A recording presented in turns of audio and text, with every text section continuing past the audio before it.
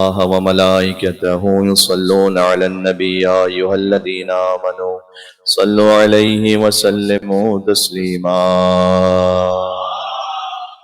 أعوذ بالله من الشيطان الرجيم. بسم الله الرحمن الرحيم. وبه نستعين وهو خير ناصر ومعين، والعاقبة للمتقين والجنة للموحدين والنار للعاصين، والصلاة والسلام على أشرف الأنبياء والمرسلين حبيب إله العالمين سيدنا ونبينا وشفيع ذنوبنا وطبيب نفوسنا ومولانا بالقاسم محمد وعلى آله الطيبين الطاهرين المعصومين المظلومين المنتجبين المنتخبين الميامين، سيما بقية الله في الأراضين الذين أذهب الله عنهم الرجس وطهرهم تطهيرا.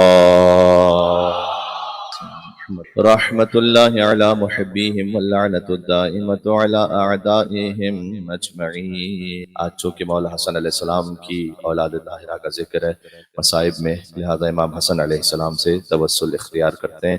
بسم اللہ الرحمن الرحیم. یا ابا محمد یا حسن بن علی ایہا المجتبی یا ابن رسول اللہ یا حجت اللہ علی خلقہ یا سیدنا و مولانا انا توجہنا واستشفعنا وتوسلنا بک الی اللہ فقدمناك بين يدي حاجاتنا.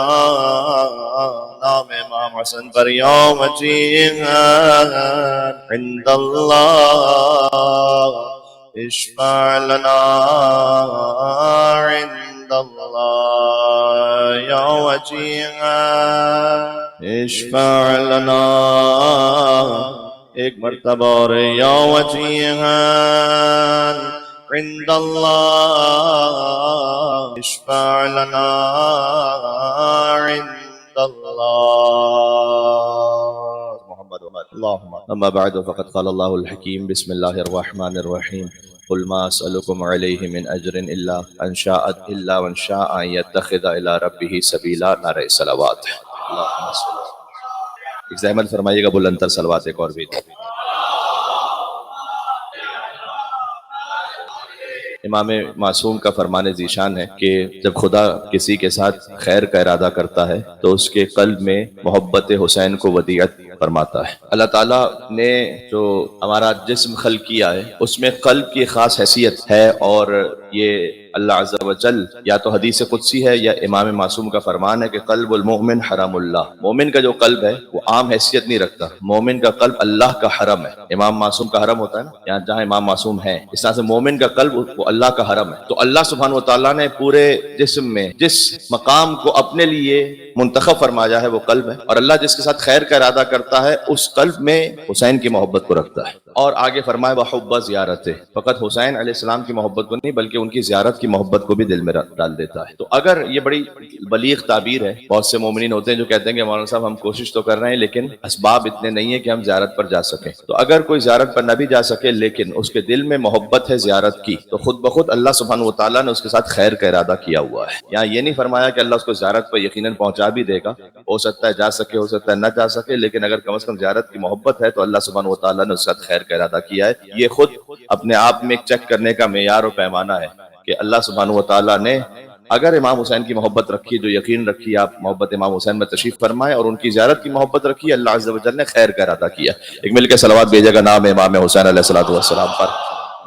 اور اگر قلب صحیح راستے پر ہے، ہمارے پاس ایک دعا ہے کہ جو سب کو یاد ہے، دیکھیے گا میں آدھی پڑھوں گا، آدھی آپ میرے ساتھ پڑھیے گا. یا اللہ یا رحمان یا رحیم یا مقلب القلوب ثبت قلبی علی دینک. اے اللہ، اے رحمان، اے دلوں کو بدل دینے والے، تو میرے دل کو اپنے دین پر ثابت قدم رکھ. یہاں پر یہ نہیں فرمایا ثبت سمعی علی دینک، میری سماعتوں کو اپنے دین پر ثابت قدم رکھ، حالانکہ کان بھی دین پر ہونے چاہیے. तब्बत लिसानी अला दीनिक, मेरे जबान को अपने दीन पर साबित कदम रख, मेरी आंखों को अपने दीन पर साबित कदम रख। कल्ब के लिए कहा है, दिल के लिए। क्यों? इसलिए कि अगर दिल साबित कदम है तो जबान भी सही रास्ते पर है, निगाहें भी सही रास्ते पर हैं, समाते भी सही रास्ते पर हैं। दिल वो है कि जहां से सब कंट्रोल हो रहा है, तो दिल को दीन पर साबित कदम रख। अगर दिल सही तकवा के साथ है तो जबान भी तकवा के साथ है, निगाहें भी तकवा के साथ है, हाथ भी तकवा के साथ है, पैर भी तकवा के साथ। इस खातिर है कि जो आप मजलिस इमाम हुसैन सलाम में तशरीफ फरमाए तो मैं एक आयत पढ़ रहा हूँ, सूरह हज की आयत, वमन युअज़्ज़िम शाइर अल्लाह फइन्नहा मिन तक़वल क़ुलूब। फरमाए जो शायरुल्लाह का एहतराम रखे वो दिल के तकवा की अलामत। शायरुल्लाह क्या मतलब है? शायर शईरा की जमा है, शईरा यानी अलामत, साइन, शायर यानी अल्लाह की अलामतें। जो अल्लाह की अलामतों की ताजीम करे वो दिल के तकवा की अलामत है। दो लफ्ज है कुरान में, जिसे बसा औकात हमारे जो वहाबी भाई हैं वो उसको मिक्स कर देते हैं, और कभी नासमझी की वजह से या कभी ये कि और एक कंफ्यूजन क्रिएट हो जाती है। वो क्या है? वो ये कि इबादत अल्लाह की है, ताजीम शायरुल्लाह की है। तो अगर ताजीम हो रही है अलम की, ताजीम हो रही है ताजिए की, ताजीम हो रही है ताबूत, तो मौलाना ये कैसे शायरुल्लाह में से हो गए? ये तो जमादात है, ज़ाहिर एक लकड़ी है। तो इसीलिए अल्लाह सुब्हानहू व तआला ने मिसाल जो दी है कुरान में शायरुल्लाह की, इन्ना सफा वल मरवा मिन शाइरिल्लाह, सफा और मरवा की पहाड़ियां शायरुल्लाह में से। पहाड़ी पत्थर है खाली, अल्लाह ने कहा शायरुल्लाह में से, एहतराम करो इसका। इबादत अल्लाह की है, ताजीम शायरुल्लाह की है, ये ध्यान में रख। तो जब अलम मुबारक का एहतराम है, जब गुंबद का एहतराम है, जब ताबूत का एहतराम है, और इनका एहतराम इस खातिर है कि अल्लाह ताला ने कहा इन्ना सफा वल मरवा मिन शाइरिल्लाह, सफा और मरवा शायरुल्लाह में से कुछ मिसालें हैं। मिन शायरिल्लाह, शायरुल्लाह कंप्लीट नहीं है ये लिस्ट, तवज्जो रखिएगा। सफा और मरवा शायरुल्लाह में से हैं।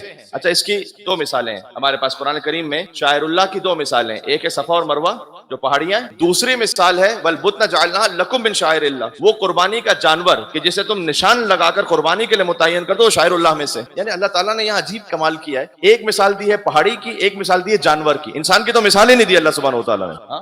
अल्लाह ताला इंसान पर तो आया ही नहीं यहाँ पर। शायरुल्लाह की मिसाल में एक पहाड़ी की मिसाल दी, एक हैवान की मिसाल। शायरुल्लाह जिसे देखकर अल्लाह याद आ जाए। सफा और मरवा को देखकर अल्लाह क्यों याद आता? सफा और मरवा को देखकर अल्लाह इसलिए याद आता है कि यहाँ पर एक हुज्जत खुदा की माँ अपने फर्जन की प्यास बुझाने के लिए दौड़ी थी, सफा से मरवा, मरवा से सफा।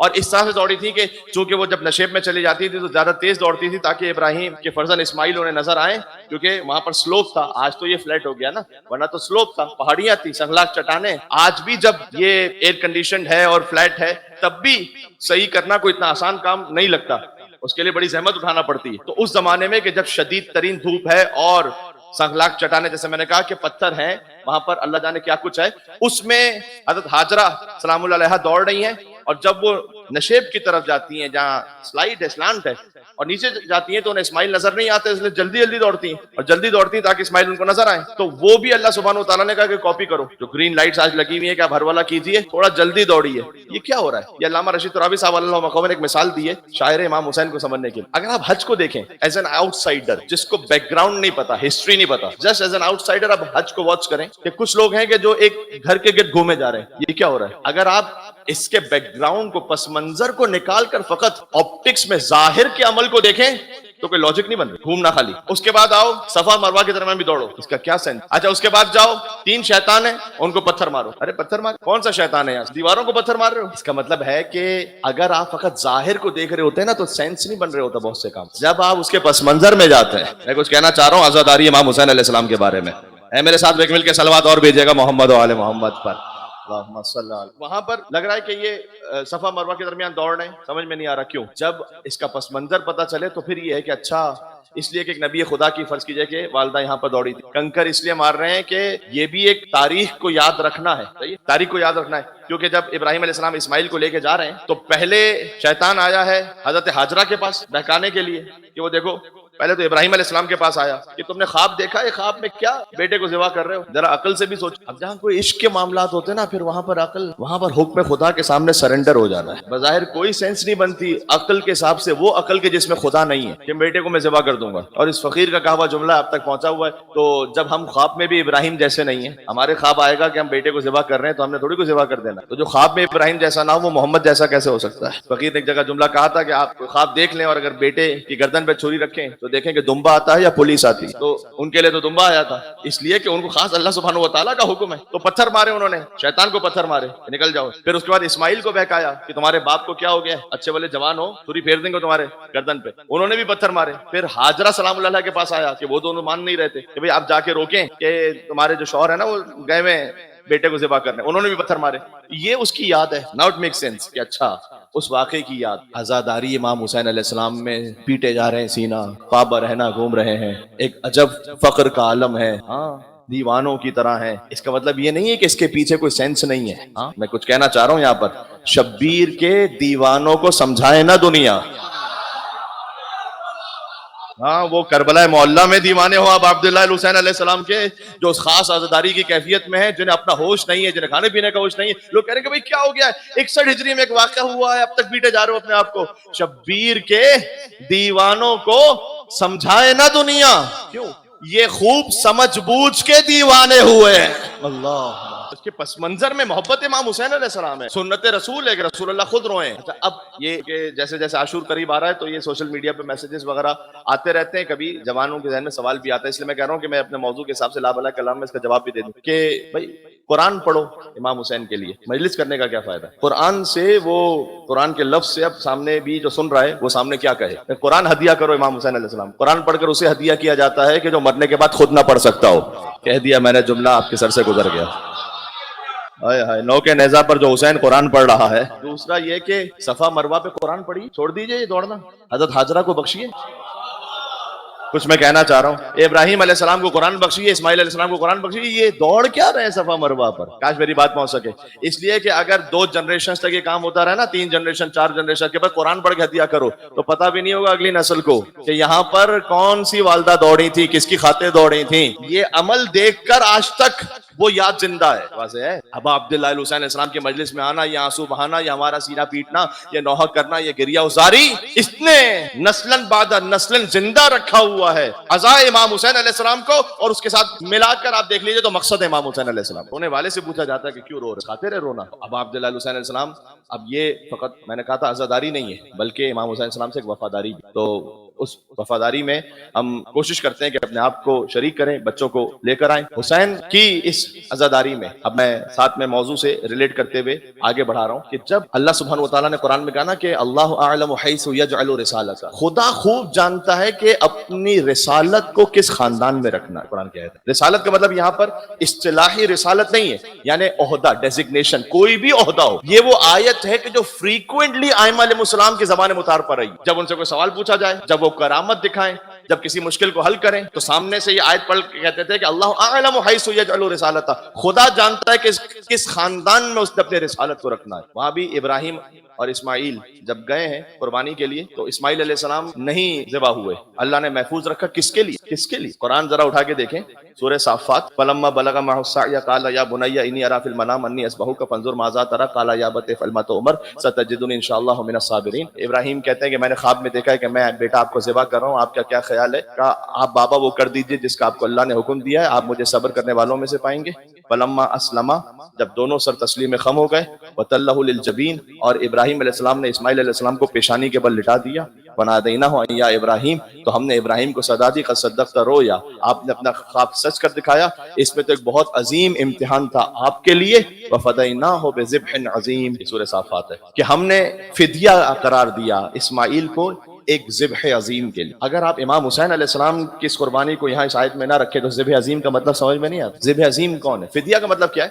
فدیہ کا مطلب ہے کہ بچا لینا کسی کو کسی کی خاطر. امام حسین علیہ السلام ہیں نسل اسماعیل میں سے. اگر اسماعیل اس وقت ذبح ہو جائیں تو ظاہری سبب کے تحت امام حسین علیہ السلام دنیا میں تشریف نہ لا سکیں، تو اسماعیل کا زندہ رہنا ضروری ہے تاکہ ان کی نسل سے محمد مصطفیٰ آئیں، ان کی دختر بی بی فاطمہ الزہرا ہوں اور ان کے 2 فرزند حسن اور حسین ہوں. تو فدیہ قرار دیا اسماعیل کو ایک ذبح عظیم کے لیے. اب آپ تفاسیر میں اٹھا کر دیکھیں، جو امام حسین علیہ السلام کو مائنس کر کے اس کی تفسیر کریں گے وہ کیا کریں گے؟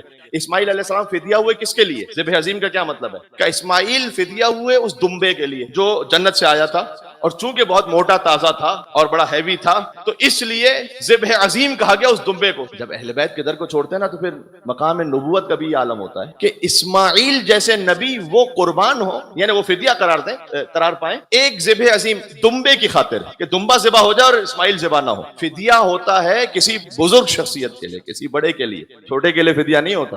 ہاں سمجھ رہے ہیں آپ؟ میں بات پہنچ رہی ہے انشاءاللہ سے. تو اسماعیل فدیہ قرار پائیں ذبح عظیم کے لیے ذبح عظیم کا کہ دمبا ہے. اس لیے میں کہتا ہوں یہ جو مقام نبوت ہے نا، یہ جو آپ کے پاس ماشاءاللہ مقام نبوت کا جو احترام ہے، اس کی وجہ کیا ہے؟ اس کی وجہ غدیر ہے. بات سنیے گا اور سمجھیے گا، اس کو محسوس کیجیے گا.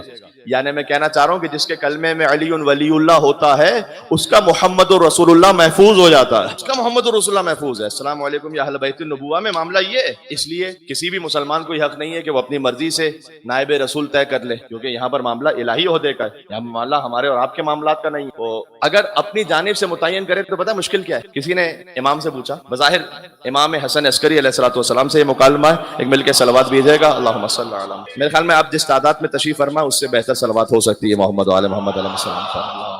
امام سے پوچھا کہ مولا کیا ہم اپنا رہبر امام لیڈر خود بنا سکتے ہیں؟ امام نے کہا اگر تم بناؤ گے تو کیا دیکھو گے اس میں؟ بتاؤ کیا دیکھ کے بناؤ گے؟ کہ مولا وہ عالم ہو، عادل ہو. امام نے بہت لاجیکل ہے، یہ آپ ذہن میں رکھیے گا اس بات. امام نے کہا تم کسی عالم اور عادل کو دیکھ کے بناؤ گے تو ایک تو یہ ہے کہ کیا تم جانتے ہو کہ کون کتنا عالم ہے اور کتنا عادل ہے؟ پہلی بات تو یہ ہے. دوسرا اس سے زیادہ امپورٹنٹ پوائنٹ ہے، ذہن میں رکھیے گا، کیا تم اس کے فیوچر کے بارے میں جانتے ہو کہ وہ رہے گا عالم عادل؟ یہ پتہ ہے اس کی دنیا کی ایک مثال دوں میں آپ کی خدمت. آنگ سان سوچی یہ ایک خاتون ہے، میانمار کی لیڈر جنہیں نوبل پرائز ملا 1991 میں، نوبل پرائز ملا، نوبل پیس پرائز. وہ اچھا یہ پیس پرائز انہیں مل گیا. اس کے بعد میانمار میں جینوسائیڈ ہوا، مسلم جینوسائیڈ 2016-17 میں. 25,000 سے زیادہ مسلمان مار دیے گئے، ہزاروں کی تعداد میں خواتین کی عصمت دری ہوئی، 7 لاکھ سے زیادہ لوگ جلا وطن ہو گئے. وہ جو پورا کرائسس چل رہا تھا، تو آپ جانتے ہیں اس میں کوئی ظاہر کرنے کی بات نہیں، آپ مجھے میڈیا پہ دیکھتے رہتے ہیں. تو مجھے یاد ہے کہ اس زمانے میں ایک میڈیا پر میانمار کرائسس کے بارے میں بات کر رہا تھا، پاکستان کے ایک چینل پر. تو جو اینکر تھے انہوں نے مجھ سے پوچھا، اس کا کلپ موجود ہے ابھی تک میرے خیال سوشل میڈیا پہ کہیں. تو اینکر نے مجھ سے پوچھا کہ علامہ صاحب یہ جو اتنا جینوسائیڈ ہو رہا ہے اور یہ جو خاتون ہیں جنہیں نوبل پیس پرائز ملا ہے، ان سے ایکسپیکٹیشن یہ تھی کہ یہ کچھ کہیں گی، کچھ اپنے وہاں مسلمانوں کے لیے جو کمیونٹی ہے اس کے لیے کچھ اقدام کریں گی. یہ تو بالکل ہی سائلنٹ ہے اور انہوں نے تو مرنے کے لیے چھوڑ دیا ہے. تو ان کو تو نوبل پیس پرائز ملا ہوا ہے، تو اب یہ جو ان کا کام ہے تو کیا یہ نوبل پیس پرائز ڈیزرو کرتی تھی؟ اس وقت میں نے ایک جملہ کہا تھا، وہاں تو فقط اشارے میں ایک جملہ کہہ کے گزر گیا تھا، آپ اس اشارے کو سمجھیں گے. تو میں نے اسے کہا تھا کہ بھائی یہی فرق ہوتا ہے انسان کے بنائے ہوئے میں اور اللہ کے بنائے ہوئے میں. یہ بات سمجھ میں آ رہی ہے؟ یہ فرق ہوتا ہے. ایک صلوات میں یہاں پر توقع رکھتا ہوں آپ سے کہ آپ بھیجیں گے محمد پر اللہم صلی اللہ علیہ. یہ فرق ہے انسان کے بنائے ہوئے میں، اللہ کے بنائے ہوئے. انسان نے نوبل پرائز دے دیا، حتیٰ یہ کہ بعد میں نوبل جو پیس پرائز کمیٹی ہے، میں اس کی کوئی اہمیت کا قائل نہیں ہوں. وہاں پر جس طرح سے کرپشن ہے وہ اس کو میں اس وقت یہاں پر ڈسکس کر کے فائدہ کہ آپ سب جانتے ہیں کہ وہاں پر جو انٹلیکچوئل کرپشن ہے، کس کو پیس پرائز ملتا ہے؟ ان کو کہ جنہوں نے کارپیٹ بامبنگ کر کے لاکھوں بچوں کو مارا ہے. ایسے ایسے پریزیڈنٹس کو بھی ملتا ہے. تو میں ویلیڈیٹ نہیں کر رہا اس پیس پرائز کو یہاں سے، میں تو خالی ایک بات کہہ رہا ہوں کہ جب وہاں سے وہ پیس پرائز ملا تو ان کی میٹنگ ہوئی بات میں کہ کیا اس کو ریووک کریں ہم، کیوں 91 میں دے چکے تب ریووک کریں. انہوں نے کہا ہم ریووک اس لیے نہیں کر سکتے کہ اس وقت جب ہم نے دیا تھا ہم نے فقط ان کا اس وقت کا کیریکٹر دیکھا تھا، فیوچر کے ہم ذمہ دار نہیں ہیں. آپ بنائیں گے تو فیوچر کے ذمہ دار نہیں ہوں گے، اللہ بنائے گا تو قیامت تک ذمہ داری لے گا، اللہ بنائے گا. یہاں پر اپنا کوئی شک کا امکان ہے، نہ تردید کا امکان ہے، نہ عصیان کا امکان ہے. اس لیے مستقبل کو دیکھ کر اللہ سبحانہ و تعالیٰ جانتا ہے. امام نے کہا کہ تم فیوچر کو نہیں جانتے، اپنی مرضی سے بناؤ گے فیوچر میں کیا کر لے گا. حاکم شام نے یزید کو اپوائنٹ کیا اور یزید نے کیا کیا آگے؟ لوگ یہ کہتے ہیں کہ حاکم شام نے اپوائنٹ کیا تھا اور یزید نے جو کچھ بھی کیا، تو آپ نوح علیہ السلام کا بیٹا بھی تو برا تھا، تو آپ وہ یزید کی وجہ سے وہ حاکم شام کو نہ برا کہیں. نوح کا بیٹا بھی تو برا تھا، بیٹا برا نکل آتا ہے کبھی. نوح علیہ السلام نے اپنے بیٹے کو خلافت کے لیے اپوائنٹ نہیں کیا ہوا تھا. اللہ تعالیٰ نے ایک دفعہ کہا کہ یہ بات نہ کیجیے گا کہ آپ جاہلوں میں سے ہو جائیں. یہ میں چونکہ پڑھ چکا ہوں، اس کی تفصیل میں نہیں جا رہا ہوں. تو اس کا نوح علیہ السلام نے ضد نہیں کی تھی کہ پروردگار نہ نہ نہ نہ میرا بیٹا ہے، ٹھیک ہے اے خدا تیری مرضی ہے. اللہ سبحانہ و تعالیٰ جب کسی کو متعین کرتا ہے تو وہاں پر یہ ڈاؤٹ یہ سب کلیئر ہو جاتا ہے. اس لیے ہم پیس آف مائنڈ میں جسے اللہ نے بنایا اس کو مان رہے ہیں، اس خاطر ہے جس کا ماضی حال مستقبل کلیئر ہے. ماضی بھی کلیئر ہے. سارے صحابہ کرام کو کہتے ہیں رضوان اللہ تعالیٰ علیہم، رضی اللہ تعالیٰ عنہ. صرف ایک مولا علی جن کو کہتے ہیں کرم اللہ وجہہ. کیوں کہتے ہیں کرم اللہ وجہہ؟ بھائی اگر کرم اللہ وجہہ ایک بہت اچھا ٹائٹل ہے تو آپ سب کے ساتھ لگائیے، کہیے کسی بھی صحابی کا نام لیجئے، کہیے کرم اللہ وجہہ. کہہ سکتے ہیں؟ نہیں. کرم اللہ وجہہ کا مطلب ہے کرم اللہ، جسے اللہ نے کرامت دی ہے، وجہہ جس کے چہرے کو. امام فخر الدین رازی کہتے ہیں چونکہ علی کا چہرہ کبھی بتوں کے آگے نہیں جھکا تھا،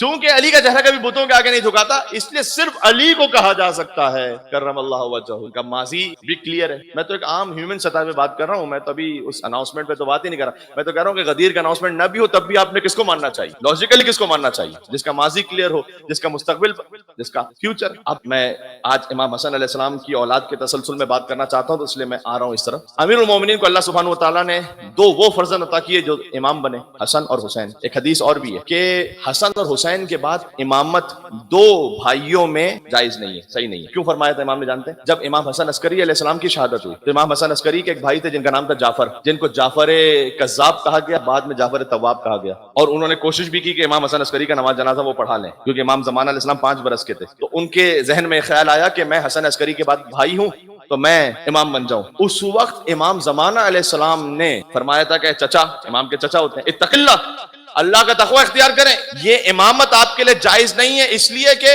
رسول اللہ نے یہ فرمایا ہوا ہے کہ امامت کا پورا سلسلہ دو بھائیوں میں سوائے حسن اور حسین کے اور کسی کے لیے جائز نہیں. کیا بات ہے، کتنا لمبا سوچا ہوا تھا. تو حسن اور حسین امام بنے، دو بھائی، اور ان میں امام حسن علیہ السلام حسین سے بھی پہلے امام ہیں. ظاہر امام حسن کا ذکر کم ہوتا ہے، بہرحال یہ مشیت پروردگار ہے کہ امام حسین علیہ السلام ہی کے ذکر میں تمام پنجتن کا ذکر ہو. امام حسین علیہ السلام کا ذکر پنجتن پاک میں سب سے زیادہ ہے. یہ اللہ تعالیٰ کی ایک مشیت ہے. خود وہ جو آیہ نور ہے نا، اللہ نور السماوات والارض مثل نورہ کمشکاۃ فیہا مصباح المصباح فی زجاجۃ الزجاجۃ کأنہا کوکب دری یوقد من شجرۃ مبارکۃ زیتونۃ لا شرقیۃ ولا غربیہ یکاد زیتها یضیء ولو لم تمسسه النار نور علی نور یہدی اللہ لنورہ من یشاء ویضرب اللہ الامثال للناس واللہ بکل شیء علیم. یہ آیت ہے سورہ نور کی، آیت نمبر 35. اللہ زمین و آسمان کا نور ہے. میں امام حسن پہ بات کر رہا ہوں. اللہ زمین و آسمان کا نور ہے. مثل نورہ کا مشکات، اس کے نور کی ایک مثل ہے جیسے ایک طاق ہے. مشکات یعنی طاق. طاق کا مطلب پتہ کیا ہوتا ہے؟ دیوار کے اندر ایک جگہ جہاں پر چراغ رکھتے ہیں، اس کو کہتے ہیں طاق. فیہا مصباح، اس طاق کے اندر ایک چراغ ہے. المصباح فی زجاجۃ،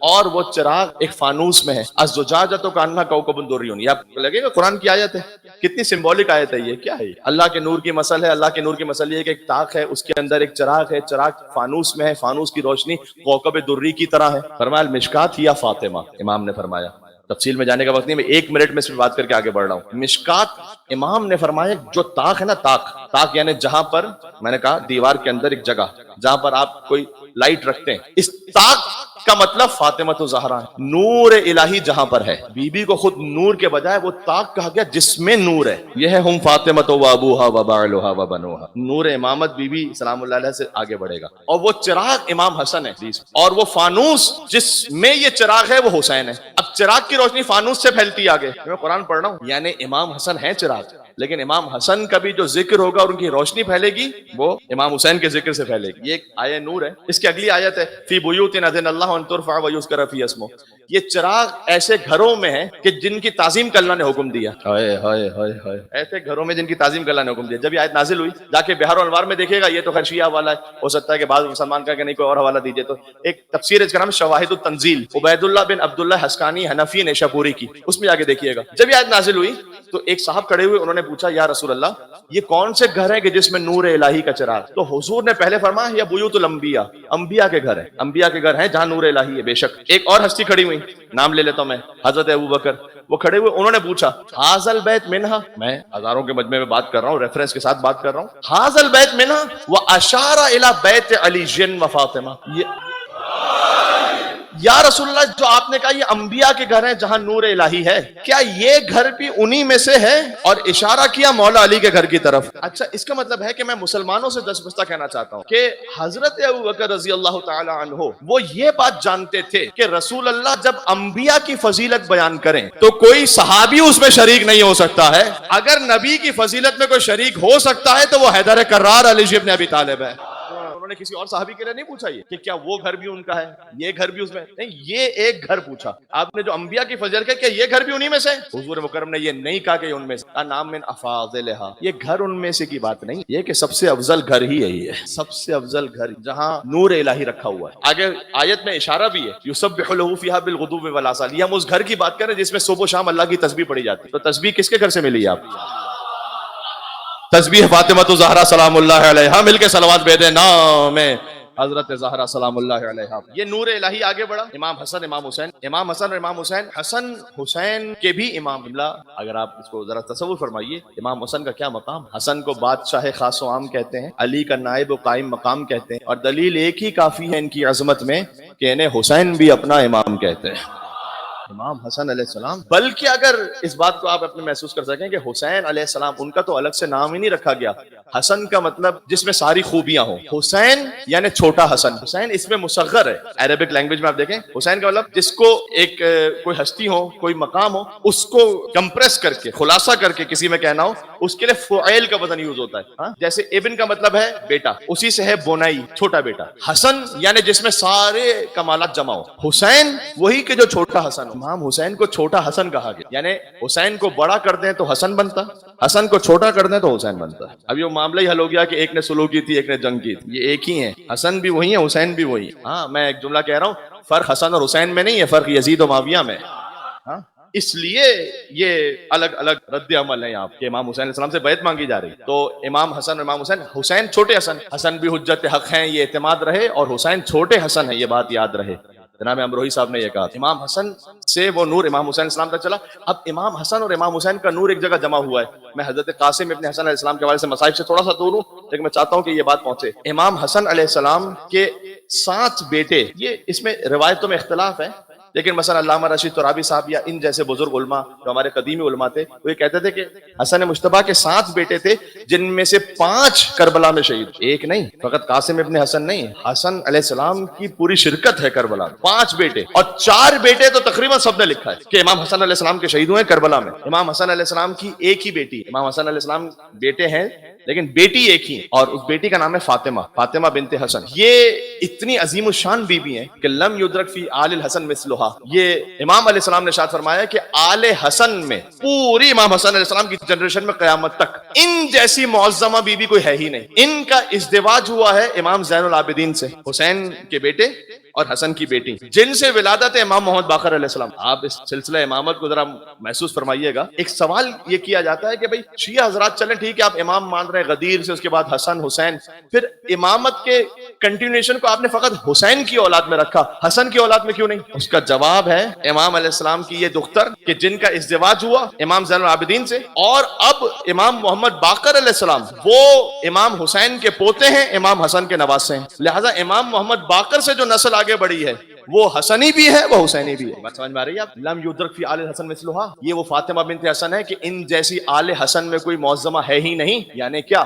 یعنی یہ کہ آل حسین میں کوئی امام زین العابدین جیسا نہیں ہے، اور آل حسن میں کوئی فاطمہ بنت حسن جیسی نہیں ہے. جب ان کا ازدواج ہو تو اس بچے کی ولادت ہے امام محمد باقر کہ جو ہو بہو رسول جیسے. امام محمد باقر علیہ السلام، ان کا پورا جسم رسول اللہ نے فرمایا تھا شمائلہ شمائل. جابر ابن عبداللہ انصاری سے کہا تھا کہ سلام کہنا میرا، تم میرے 5ویں فرزند سے ملو گے، اس کا سلام کہنا میرا. امام محمد باقر علیہ السلام کو جابر ابن عبداللہ انصاری نے رسول اللہ کا سلام پہنچایا تھا. تو یہ کیوں پورے امام محمد باقر رسول اللہ کی شبیہ ہیں؟ اس لیے کہ امام حسن علیہ السلام کے لیے روایت میں ہے کہ وہ سر مبارک سے کمر مبارک تک رسول اللہ جیسے تھے، اور امام حسین علیہ السلام کمر مبارک سے پائے مبارک تک رسول اللہ جیسے تھے. اس میں بھی ایک رمز تھا کہ جو سر اور دھڑ یہ حصہ ہے یہ امام حسن رسول اللہ سے مشابہ ہوں، اس لیے کہ اس میں ہاتھ آتا ہے، حسن ہاتھ سے سلو کریں گے. اور پھر کمر مبارک سے پائے مبارک تک حسین رسول اللہ جیسے ہوں، اس لیے کہ حسین جائیں گے میدان جنگ میں اور جنگ کریں گے. تو حسن کی صلح بھی رسول اللہ کی صلح ہے، اور حسین کی جنگ بھی رسول اللہ کی جنگ. یہ حضور نے فرما دیا تھا کہ حسن اور حسین ابنایا حاضان، یہ دونوں میرے بیٹے امام ہیں، قام او قعدہ، چاہے سلو کر لیں چاہے جنگ کریں. بلکہ میں مسلمانوں سے کہتا ہوں ذرا غور فرمائیے گا، آپ تمام سے زیادہ آواز آ رہی ہے کہ بڑے بڑے بزرگ علماء نے یہ لکھا ہوا ہے کہ رسول اللہ کو بظاہر تو شہادت نہیں ملی، بظاہر رسول اللہ شہید نہیں ہوئے. یہ ایک الگ قول ہے کہ بہرحال رسول اللہ بھی شہید ہوئے تھے، لیکن اگر آپ عام اس میں دیکھیں تو رسول اللہ کی وفات ہوئی. تو رسول اللہ کی وفات ہوئی تو شہادت ایک اتنا بڑا عہدہ ہے، تو وہ رسول اللہ کیا اس سے محروم رہے؟ شہادت تو بہت سارے نبیوں کو ملی ہے، تو کیسے ہو سکتا ہے کہ فضیلت جو نبی کو ملی ہے وہ رسول اللہ کو نہ ملی ہو؟ تو بزرگ علماء اہل سنت نے اس کا جواب لکھا ہے. جواب میں لکھا ہے کہ نہیں، رسول اللہ کو شہادت ملی، لیکن ایسے شہادت ملی کہ ایک شہادت جہری، ایک شہادت سری ہے.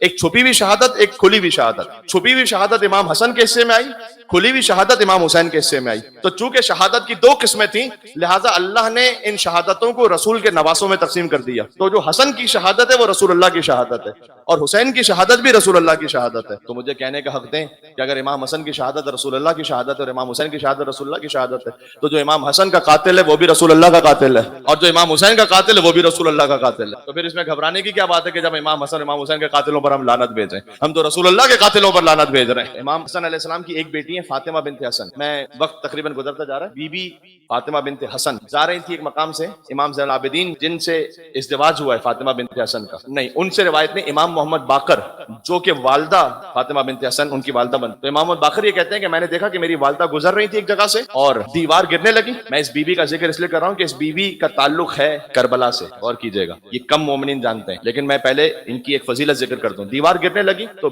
میری والدہ بی بی فاطمہ بنت حسن اس دیوار کے ساتھ تھی. وہ اٹھی انہوں نے دیوار کی طرف اشارہ کیا فرمایا ما اذن اللہ له بالسقوط لا وحق المصطفی. تجھے مصطفیٰ کے حق کا واسطہ ہے اللہ نے تجھے ابھی گرنے کی اجازت نہیں دی ہے. پھر بی بی اٹھی ایک جگہ پر دیوار امام فرماتے ہیں کہ ہوا میں معلق رہی اور میری والدہ جب گزر گئی پھر دیوار گری. یہ کن فیکون کی منزل ہے کوئی معمولی بات نہیں ہے. کیا شان ہے اہل بیت اطہار کے گھر کی مستورات کہ اگر فاطمہ بنت حسن ان پر دیوار گر رہی ہو اور وہ اشارہ کریں تو گرتی بھی دیوار رک جائے اور علی کی ماں فاطمہ بنت اسد اشارہ کریں تو دیوار کعبہ شق ہو جائے ہے نا. تو یہ حضرت فاطمہ بنت حسن کا ازدواج ہوا امام زین العابدین سے. ان سے امام محمد باقر علیہ السلام. حضرت فاطمہ بنت حسن کربلا میں موجود تھیں یعنی امام زین العابدین کی زوجہ اور امام محمد باقر بھی خود کربلا میں تھے. امام محمد باقر کی والدہ کربلا میں تھیں. اور کیجیے گا اب میں بات کو اس طرح سمیٹ رہا ہوں کہ امرؤ القیس نام کا ایک شخص تھا. یہ امام حسن کی زوجہ ہے نا جو بی بی ام فروا جن سے حضرت قاسم ہے. تو امرؤ القیس نام کا ایک شخص تھا کہ جو یمن میں رہتا تھا. حضرت خدیجہ کے دور کے رشتہ داروں میں بھی تھا. وہ مسلمان ہوا. اس کی 3 بیٹیاں تھیں. یمن میں بیٹیوں سے شادی کرنے والا کوئی تھا نہیں. امرؤ القیس کی بیوی کی بھی وفات ہو گئی. تو اب یہ اپنی بیٹیوں کی شادی کروانے کے لیے لے کر آیا اپنی بیٹیوں کو مدینہ. اور جب مدینہ لے کر آیا تو اب یہ سوچ رہا تھا کہ میں کسی شریف اور نفس انسان کے ہاں ازدواج کروں اپنی بیٹیوں کا. تو کس سے ازدواج ہو؟ تو کوئی جانتا نہیں اس کو مدینہ میں.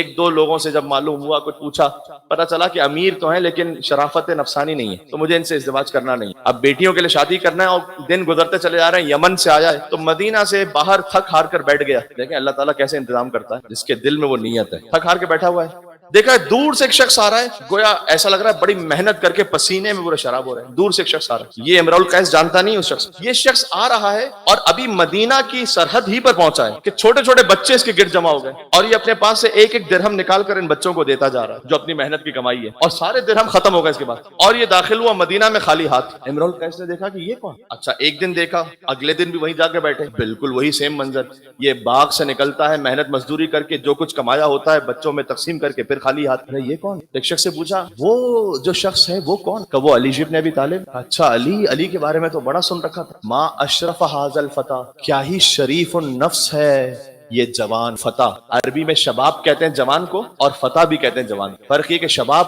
ہر جوان. سیدہ شباب اہل جنہ امام حسن امام حسین ہے. جو بھی جوان ہوں گے ان سب کے سردار ہیں جنت. فتح کہتے ہیں جو ابراہیم علیہ السلام کے لیے قرآن میں سورہ انبیاء میں لفظ ہے فتح. یہ بتوں کو توڑنے والا کون ہے؟ کہ وہ ایک جوان ہے. فتح جوان. فتح کے لیے جوان اس جوان کو کہتے ہیں کہ جو بت شکن ہو جس میں شہامت ہو جس میں قہرمانی ہو. اس لیے جب جبریل نازل ہوئے تھے تو یہ نہیں کہ لا شباب الا علی لا سیف الا ذوالفقار کہ لا فتح الا علی لا سیف الا ذوالفقار. اس نے کہا کتنا ما اشرف ھذا الفتى کتنا کریم اور شریف ہے یہ جوان. اچھا جوان کیا اس وقت ضروری نہیں کہ امیر المومنین باقاعدہ اس جوانی ہی کے عالم میں ہو. یعنی ظاہر ہے کہ تھوڑا سا وقت گزر چکا ہے اور جس کو آپ ادھیڑ عمر کہہ سکتے ہیں بظاہر مولا علی. لیکن فتح جو ہے نا فتح والا جوان وہ علی آخر تک ہے نہروان تک ہے اس میں بھی جوانی ہے. اب میں کیا کروں. مولا ابو الفضل عباس کربلا میں جوان ہے 32 سال. علی کی آخری جنگ ہے نہروان کتنے سال ہیں 63 سال کے. میر انیس کہتے ہیں 2 ہی جوان ہیں اس 2 جہان میں. 2 ہی جوان ہیں. اس جملے کی میں قدر چاہتا ہوں آپ سے. 2 ہی جوان ہیں اس 2 جہان میں. عباس کربلا میں علی نہروان میں. وہ عباس جو 32 برس کے کربلا میں ہے نا وہ علی 63 برس کے نہروان. آگے آ کر پوچھا کہ آپ علی میں آپ میرا ایک مسئلہ حل کر دیں. میں یمن سے آیا ہوں 3 بیٹیوں کو لے کر، مسلمان ہوا ہوں، چاہتا ہوں کسی اچھے شریف خاندان میں شادی ہو جائے۔ امام نے کہا کہ کیا تم چاہتے ہو کہ تمہاری ایک بیٹی سے میں ازدواج کروں؟ بڑی بیٹی، ارے اس سے زیادہ بڑی کیا سعادت ہوگی، مجھے تو اس پورے مقام پر آپ سے زیادہ کوئی کریم اور شریف نظر ہی نہیں آتا، تو میرے لیے تو کتنی بڑی سعادت ہے۔ اس کی بڑی بیٹی کا نام ہے ماہیہ۔ ازدواج ہوا مولا علی سے۔ اب ہمارے یہاں دیکھیں یہ تھوڑا سا ہو سکتا ہے کہ اتنا کمپیٹیبل نہ ہو اس طرح کی جو ازدواج ہو، اس طرح کے جو معاملات ہوتے ہیں، کیونکہ آگے جو میں لفظ کہنے لگا ہوں، ان کی جو دوسری بیٹی ہیں اسی امرؤ القیس کی، ان کا نام ہے سلمہ یا نفیلہ یا رملہ، جن کی کنیت ہے ام فروا۔ میں آج خاص اس لیے ذکر کر رہا ہوں، مولا نے کہا کہ آپ کی بڑی بیٹی سے میں ازدواج کرتا ہوں، اور آپ کی یہ درمیان میں جو بیٹی ہیں جن کا نام سلمہ، نفیلہ، رملہ، کنیت ام فروا، ان سے میرے بیٹے حسن اگر ازدواج کریں۔ امام حسن علیہ السلام نے ان سے ازدواج کیا۔ انہی ہی کی بیٹی ہیں فاطمہ بنت حسن، ابھی جن کے لیے ساری میں بات کر رہا تھا، اور انہی کے ہی بیٹے ہیں امام محمد باقر، یعنی امام محمد باقر کی والدہ بھی ہیں کربلا میں فاطمہ بنت حسن، اور ان کی نانی بھی ہے کربلا میں ام فروا، نانی ہوتی ہے امام محمد باقر علیہ السلام۔ بات سمجھ میں آ رہی ہے میں کیا کہہ رہا ہوں؟ ایسے نہیں ہے السلام علیکم یا اہل بیت النبوہ، ہاں یہ پاکیزہ ترین اصیل ترین خاندان ہے، ہر ایک کو نصیب اس طرح سے نہیں ہوتا۔ اچھا، اور جو تیسری بیٹی تھی وہ چھوٹی تھی اس وقت، کافی چھوٹی تھی، امرؤ القیس، وہ تیسری بیٹی بھی وہیں رہ گئی اپنی 2 بہنوں کے ساتھ، اور جب وہ بڑی ہوئی تو ان کا ازدواج ہوا امام حسین، یعنی امرؤ القیس وہ شخص ہے کہ جس کی 3 بیٹیوں کا ازدواج ہوا ہے، امام علی، امام حسن، امام حسین۔ امام حسین نے جس دختر سے امرؤ القیس کی دختر سے شادی کی ہے وہ ہے ام رباب، علی اصغر کی ماں۔ آپ کو یاد ہے میں تسلسل میں چل رہا ہوں، اگر آپ تسلسل کو رکھ سکیں اپنے دماغ میں نے آپ سے بارہا کہا کہ اگر آپ اللہ سبحانہ و تعالیٰ کی خاطر اس دنیا میں کوئی قربانی دے رہے ہیں تو اللہ ضائع نہیں کرے گا آپ کے معاملے کو، وہ یا آپ میں دکھائے گا یا نسلوں میں دکھائے گا یا نسلوں کی نسلوں میں دکھائے گا، یہ آپ یقین رکھیں۔ کل میں نے یقین پر بات کی، اسی لیے اللہ پر یقین رکھتے مجھے کچھ اس وقت ملے نہ ملے اللہ سبحانہ و تعالیٰ کا امتحان ہے، اگر میں صراط مستقیم پر ہوں اللہ اس احسان کو ضائع نہیں ہونے دے گا۔ 3 بیٹیاں، 3 کا ازدواج، امام علی، امام حسن، امام حسین، ان میں سے ایک ام فروا، ایک ام رباب۔ امام حسن کے 4 بیٹے یا 5 بیٹے کربلا میں شہید ہیں، امام حسن کی پوری نمائندگی ہے کربلا میں۔ اچھا ذرا غور کیجئے گا، امام حسن اور امام حسین فضائل میں شریک ہے نا، ہر فضیلت میں ایک جیسے ہیں، لؤلؤ مرجان، سیدہ شباب الجنہ، امامان قاما او قعدا، انا اعطیناک الکوثر، ہر آیت میں امام حسن امام حسین ساتھ۔ تو یہ کیسے ہو سکتا تھا کہ مصائب میں امام حسن اور امام حسین ساتھ میں نہ ہو جب فضائل میں ساتھ میں؟ مصائب میں ایسے ساتھ میں رہے کہ کربلا میں شہید تو 72 ہیں یا 125 شہید ہیں جو بھی عدد ہے، لاشا فقط امام حسین کا پامال ہوا ہے، آپ جانتے ہیں، کیونکہ شہیدان کربلا میں جب لاشا پامال ہونے کی باری آئی شام غریبہ تو ایک شہید کا قبیلہ آتا گیا اور کہا کہ نہیں ہم اپنے قبیلے والے کو تو نہیں پامال ہونے دیں گے، تو حبیب بن مظاہر کا قبیلہ ان کا لاشا لے گیا، مسلم بن اوسجا ان کا لاشا لے گیا، ایسا ہے صرف امام حسین کا لاشا رہ گیا تھا۔ یہ شام غریبہ کی مجلس کا روایت کا موضوع ہے تو میں اسی میں پڑھوں گا اس کو تفصیل سے انشاءاللہ اگر میری زندگی رہی اور مجھے توفیق رہی تو، لیکن یہ آپ جانتے ہیں کربلا میں جو ایک واحد لاشا اور پامال ہوا ہے وہ قاسم ابن حسن۔ دیکھیں اس کی وجہ کیا ہے میں نہیں جانتا کہ کیا کیا مصلحتیں، مجھے جو سمجھ میں آتا ہے وہ یہ، چونکہ حسن اور حسین ہر فضیلت میں شریک تھے لہٰذا مصیبت میں بھی شریک ہونا تھا، حسین کا لاشا پامال ہونا تھا تو حسن کی نیابت میں حسن کے بیٹے قاسم کا لاشا پامال، گویا امام حسن علیہ السلام نے کہا کہ بھیا اس مصیبت میں بھی میں آپ کے ساتھ شریک رہوں، سب کا لاشا پامال ہو نہ ہو لیکن میرے بیٹے کا لاشا پامال ہوگا آپ کے ساتھ ساتھ۔ حسن علیہ السلام کی قربانیوں میں سے ایک ہے عبداللہ ابن حسن۔ عبداللہ ابن حسن وہ ہیں، کیا میں کہوں، اس شہزادے کے لیے 10 برس کا سن ہے، تو جیسے ہی امام حسن علیہ السلام کی شہادت ہوئی نا، ان کی ولادت ہوئی تھی اور امام حسن علیہ السلام کی شہادت ہوئی، تو کربلا 10 سال بعد ہوئی ہے امام حسن کی شہادت کے، تو گویا ان کو پالا امام حسین نے، حضرت قاسم کو بھی پالا امام حسین، کیوں؟ امام حسن کی شہادت کے بعد حضرت قاسم تو 3 برس کے تھے، تو حسن کے بیٹے لیکن پالا تو امام حسین نے، اس لیے جب امام حسین قاسم کو گلے سے لگائیں تو جیسے ایک باپ اپنے بیٹے سے لپٹ کے رو رہا ہے، اس لیے یہ کیفیت۔ اور حضرت قاسم ابن حسن سے پہلے میں چاہتا ہوں کہ میں آپ کی خدمت میں حضرت عبداللہ ابن حسن کے لیے 2 فخر مصائب کے کہوں۔ جب امام حسین کی شہادت کا وقت قریب تھا نا اور امام حسین زخموں سے چور تھے، ایک شقی آگے بڑھا کہ امام حسین کے سینے اتھر پر وار کرنا چاہتا، دور سے آ رہا تھا یہ شقی، عبداللہ ابن حسن در خیمہ سے دیکھ رہے، دوڑے، جب تک میں زندہ ہوں کوئی میرے چچا پر تلوار نہیں اٹھا سکتا، آگے دوڑے، قریب آنا چاہتے تھے کہ اس نے تلوار چلا دی تو آگے بڑھ کر ہاتھ ایسے آگے بڑھائے کہ ہاتھوں پر وار ہوا، اور مقتل کا جملہ یہ ہے کہ عبداللہ ابن حسن کے ہاتھ کھال سے لٹک گئے۔ اللہ اکبر، اللہ اکبر، اس بچے کے ہاتھ جو حسن کا بیٹا ہے کھال سے لٹک گئے، اور یہ بچہ امام حسن علیہ السلام کا جو بھتیجا ہے سینے پر پیوست ہو گیا۔ اب مجھے معاف کرنا، حرملہ ابن کاہل اسدی جس نے علی اصغر کو تیر مارا ہے، اس نے دور سے عبداللہ ابن حسن کا نشانہ لیا اور عبداللہ ابن حسن پر ایسا تیر لگا کہ مقتل میں یوں جملہ لکھا ہے کہ بچہ امام حسین کے سینے سے تیر کے ذریعے لگ گیا. ہائے ہائے ہائے ہائے. یہ وہ مصائب ہیں جو کم بیان ہوتے ہیں. عبداللہ ابن حسن کی شہادت. یتیم حسن. اللہ اکبر. یعنی ایسی کیفیت تھی کہ وہ تیر عبداللہ ابن حسن سے گزرتا ہوا حسین کے سینے پر لگا اور بچہ اس تیر کے ذریعے چمٹ گیا حسین کے سینے سے. یہ عبداللہ ابن حسن. عزیزوں رونے کے لیے تشریف لائے ہیں. کہاں کہاں تک اللہ جانے مومنین اور مومنات تشریف فرما ہیں. اور مجھے معلوم ہے کہ آپ مصائب پر گریے کے لیے تشریف لاتے ہیں. اب تو وہ شبیں آہستہ آہستہ آ رہی ہیں کہ جس میں رونا ہی بنتا ہے بس. قاسم ابن حسن. آئے ہائے ہائے. شب عاشور کہتے ہیں کہ چچا امام حسین علیہ السلام نے چراغ بجھا دیے کہ جو جانا چاہتا ہے چلا جائے. چراغ روشن کیا, کوئی نہیں گیا تھا. ابوالفضل عباس اہل بیت کی جانب سے اٹھے کہ مولا اگر مرتے مر جائیں 70 مرتبہ زندہ ہوں 70 مرتبہ مارے جائیں. مسلم ابن اوسجہ نے اس وقت خطاب فرمایا, حبیب ابن مظاہر نے. پھر امام حسین صاحب نے نام لینا شروع کیے کہ کل کے شہیدوں میں ان کا نام شامل ہے. حضرت قاسم کا نام نہیں تھا اس فہرست میں. قاسم کھڑے ہوئے, 13 برس کے ہیں. قاسم کھڑے ہوئے کہتے ہیں کہ چچا کل کے شہیدوں میں آپ نے میرا نام نہیں لیا, محضر شہادت میں میرا نام نہیں ہے. امام حسین علیہ السلام دنیا کو یہ بتلانا چاہتے ہیں کہ میں اپنے بھتیجوں کو جبر کے ساتھ نہیں لے کر آیا, یہ اپنی رضا سے آئے ہیں یہاں پر, اپنے دل سے قربانی پیش کر رہے ہیں یہاں پر. پوچھا کیف الموت عندک, بیٹا قاسم موت کیسی ہے آپ کی نگاہ میں؟ فرمایا احلی من العسل. اللہ اکبر. 13 برس کا ایک نوجوان جیسے دنیا اپنی طرف کھینچ رہی ہو. قاسم کہتے ہیں موت تو شہد سے بھی زیادہ شیرین ہے, میٹھی ہے. کہ بس کل کے شہیدوں میں فقط آپ کا نہیں, آپ کے ننھے بھیا علی اصغر کا نام بھی. قاسم اپنی شہادت کا سن کر مطمئن ہو گئے, لیکن کہتے ہیں کہ اے چچا علی اصغر کا نام بھی شامل ہے. تو ذہن میں وہی تصور ہے کہ علی اصغر تو جائیں گے نہیں مقتل میں. تو پوچھ لیا کہ کیا یہ فوج بے حیا خیموں میں گھسے گی؟ حضرت قاسم سے برداشت نہیں ہو سکا یہ سوچ بھی کہ یہ خیموں میں گھسائیں گے. میں کہوں گا اے شہزادہ قاسم کاش شام غریبہ ہوتے. بیویاں ایک خیمے سے دوسرے خیمے میں, دوسرے خیمے سے تیسرے خیمے میں جا رہی تھیں. کسی نے امام زین العابدین سے پوچھا تھا شام غریبہ بیویوں کی کیا کیفیت تھی؟ امام نے کہا سوال کرنے والے تو نے میرے قلب کو پھر زخمی کر دیا. امام کے پاس ایک تسبیح تھی, تسبیح کو توڑ دیا امام نے, دانے بکھر گئے.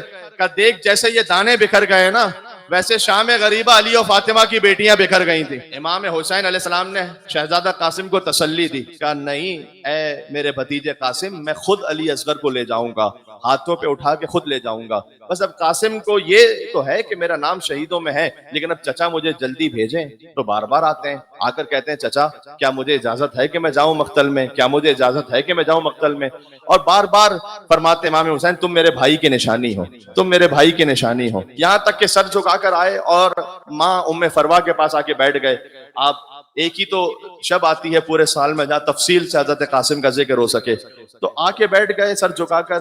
کہا کہ اماں جان میں بار بار کہتا ہوں چچا کو, لیکن چچا مجھے اجازت دیتے نہیں ہیں. بیوی ام فروا نے فرمایا دیکھیں یہ بعض ذاکرین پڑھا کرتے تھے اسے اور میں انہی کی اقتداء میں اس کو پڑھ رہا ہوں, یہ جملہ آگے کہنے لگا ہوں کہ بیوی ام فروا نے یہ کہا کہ بیٹا قاسم آپ کو یاد ہے جب آپ کے بابا کا آخری وقت تھا تو انہوں نے آپ کے بازو پر ایک تعویذ باندھا تھا, اور آپ سے بھی کہا تھا اور مجھ سے بھی کہا تھا کہ جب کوئی مشکل وقت آ جائے تو اس تعویذ کو کھول لیجئے گا. اب میں مصائب پر رونے والوں سے جملہ کہنا چاہتا ہوں, ماں باپ تعویذ باندھتے ہیں کہ ان کا بچہ بچ جائے.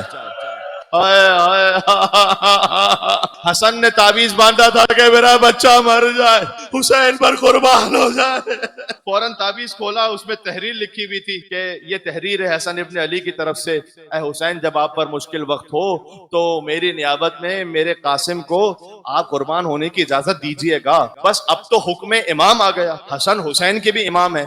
میں نے ایک بڑے اچھے ذاکر مولانا منتظر عباس نقوی صاحب مرحوم ہو گئے, ان سے جملہ سنا تھا, گویا اب تک حسین بھیج نہیں رہے تھے کہ بھائی کی نشانی ہے, اب حسین روک نہیں سکتے اس لیے کہ حکم امام آ گیا ہے.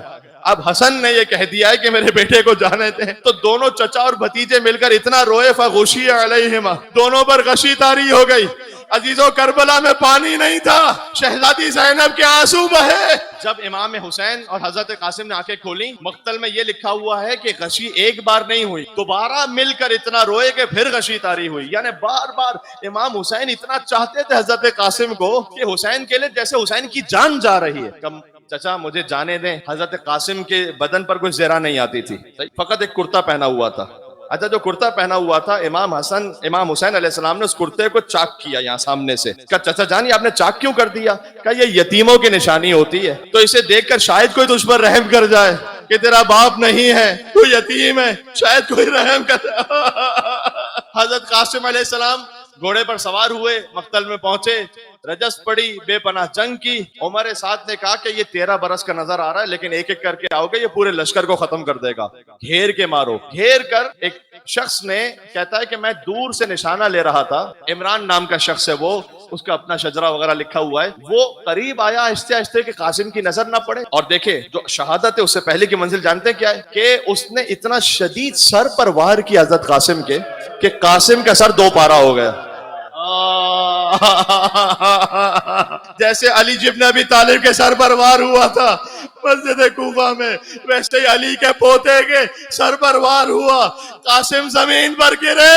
اب جن جملوں کو سننے کے لیے آئے ہو، وہ قاتل چاہتا تھا قاسم کا سر تن سے کاٹ دے، حسین آگے بڑھے، لشکر پر حملہ کیا، لشکر قاتل کو بچانے دوڑا، درمیان میں قاسم کا لاشا تھا، دائیں طرف کے گھوڑے بائیں طرف دوڑ گئے، بائیں طرف کے گھوڑے دائیں طرف دوڑ گئے، درمیان میں قاسم کا لاشا، آواز آتی تھی چچا ادرکنی چچا۔